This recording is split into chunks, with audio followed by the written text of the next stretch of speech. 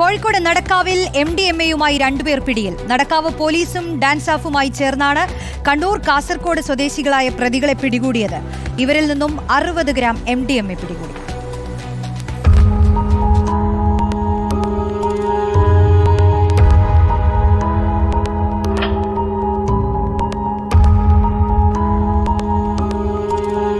വിദ്യാർത്ഥികൾ, ബസ് ജീവനക്കാർ തുടങ്ങിയവരെ ലക്ഷ്യം വെച്ചാണ് മയക്കുമരുന്ന് മാഫിയയുടെ പ്രവർത്തനം. നഗരത്തിൽ പരിശോധന വ്യാപകമായതോടെ നഗരാതിർത്തിക്ക് സമീപത്തുള്ള പ്രദേശങ്ങളിൽ ലഹരി വസ്തുക്കൾ എത്തിക്കും. ഇതിനുശേഷമാണ് കുറഞ്ഞ അളവിലാക്കിയ മയക്കുമരുന്ന് നഗരത്തിലേക്ക് കൊണ്ടുവരിക. കോഴിക്കോട് നടക്കാവിൽ വിപണനത്തിലെത്തിച്ച 60 ഗ്രാം MDMA-യാണ് ഇന്ന് ഡാൻസാഫും നടക്കാവ് പോലീസും ചേർന്ന് പിടികൂടിയത്.